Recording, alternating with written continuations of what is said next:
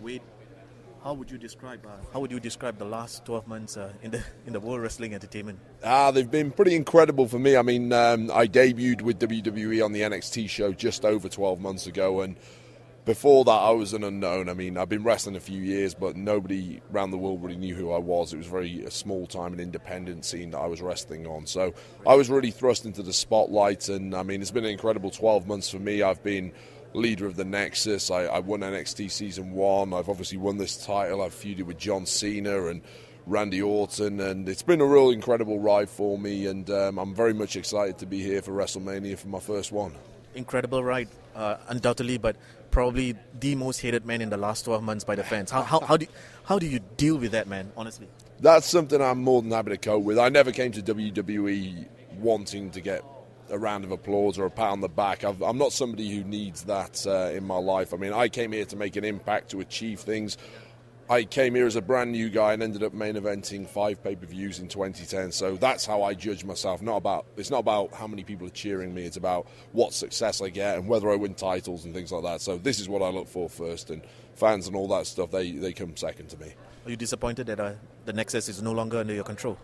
I was disappointed at first, but I feel that now I'm part of the core, which is a new group for us, and I think the overall quality of the core and the people in the core is far higher than the Nexus was originally. I mean, the Nexus had a huge impact when we first started off, which was great, but I mean, as a unit, as a team, I think the core is far stronger than the Nexus ever was or ever will be. Okay. Could you tell us about your match on Sunday?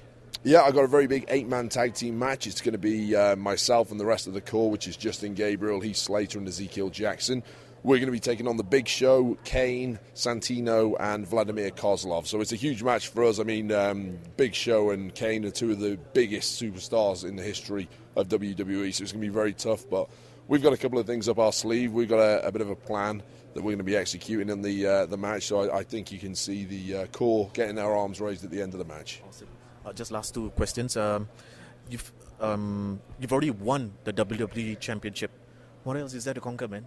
Well, this is actually the Intercontinental Championship, which is one place below the WWE Championship. So I'm looking to win the WWE Championship or the World Heavyweight Championship somewhere in the future, because that means you're number one. This is very nice. This is very important. There's a lot of prestige to it, but winning the Intercontinental title doesn't mean you're number one, unfortunately. So I'm looking forward to winning the world title at some point in the future, which Edge currently has, or possibly the WWE title, which Miz currently has. So that's my real goal for the future. As an Englishman, is there a football club that you support? Yes, I do. I support Preston North End, which very few people have ever heard of. We're quite a small team. That's where I was born. I was actually born just outside Manchester, a place called Preston. So I'm a very big Preston North End fan. That's my team, and I will support them for the rest of my life. So you're not supporting Man City or Man United? No, not those two. I mean, I like all English teams. I like to watch them when they're playing in the Champions League and things like that, and that's when I support those guys. But really, my team is Preston North End. A quick word on Manchester United. Do you think they can actually go on to win the 19th title? I think so. I think it's very difficult for me being out here watching the Premiership and stuff like that, but I know they've got a very strong team.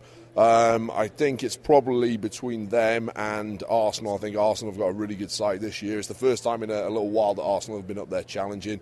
Chelsea have dropped off a little. They're not quite as good as they used to be.